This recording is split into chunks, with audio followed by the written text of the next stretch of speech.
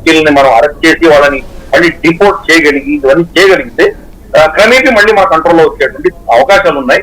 ఇది తొందరగా ఈ సమస్యను పరిష్కరించేటువంటి పరిస్థితి లేదు, కొంత సమయం పడుతుంది ఇది. అందుకనే భారత ప్రభుత్వం అక్కడ ఉన్నటువంటి చీఫ్ మినిస్టర్ తీయలేదు. ఎందుకంటే అక్కడ వ్యక్తి కంటే చాలా ఇంపార్టెంట్ అయినది అక్కడ ఉన్నటువంటి పరిస్థితులు కాబట్టి కన్సిస్టెంట్ గా మన భారత ప్రభుత్వం అక్కడ వాళ్ళు చేయవలసింది చేస్తూ వెళ్తున్నారు, సైన్యం చేయవలసింది చేస్తూ వెళ్తున్నారు.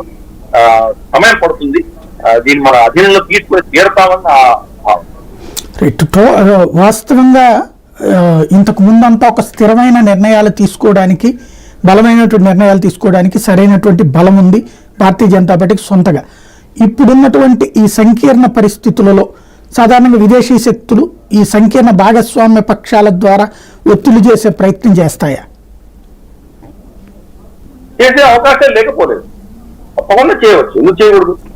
టీడీపీని వాడు ప్రలోభాలు పెట్టవచ్చు, మీకు ఎన్ని కోట్లు ఇస్తాము, ఇన్ని ఇస్తాము, అందిస్తాము, మీకు ఏదో పలానా దేశంలో ఇది ఇస్తాము, ఇటువంటి ప్రలోభాలు పెట్టేటువంటి అవకాశం లేకపోలేదు. అలాగే నితీష్ కుమార్ పార్టీలో ఎవరికైనా చేయదు. కాబట్టి దాన్ని మనం ఎప్పుడూ అంత లైట్ గా తీసుకునేటువంటి పరిస్థితి కాదు. కానీ వీళ్ళకి కూడా పరిస్థితి ఏంటంటే ఈ కూటమిలో ఉన్నటువంటి పార్టీలు కూడా బీజేపీని వదులుకుంటే వాళ్ళ అస్తిత్వం కూడా ప్రమాదంలో పడేటువంటి సూచనలు ఉన్నాయి. ఫర్ ఇన్స్టెన్స్ చంద్రబాబు నాయుడు గారు మొన్ననే జైల్లో ఉండి వచ్చారంటే ఆయన మీద ఆల్రెడీ కేసులు ఉన్నాయి. కాబట్టి మళ్ళీ ఆ కేసులు ముందుకు వచ్చేటువంటి ప్రమాదం ఉంది. వచ్చే 5 ఏళ్లలో ఆ కేసులు మార్పు చేయించుకోవడమో లేదా కేసులు దానివల్ల మళ్ళీ అతనికి ఎటువంటి సమస్య లేకుండా ఉండవలసిన ఆవశ్యకత ఆయనకు ఉన్నది. కాబట్టి దీన్ని లివరేజ్ గా వాడుకునేటువంటి అవకాశం ఉన్నది.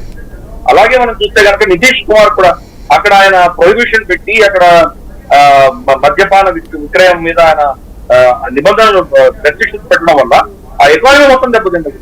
కాబట్టి ఆయనకు వస్తే చూస్తే చేస్తే కేంద్ర ప్రభుత్వం నుంచి రావాల్సిన పైసలు ఆగిపోతాయి ఒకవేళ వ్యతిరేకంగా పెడితే.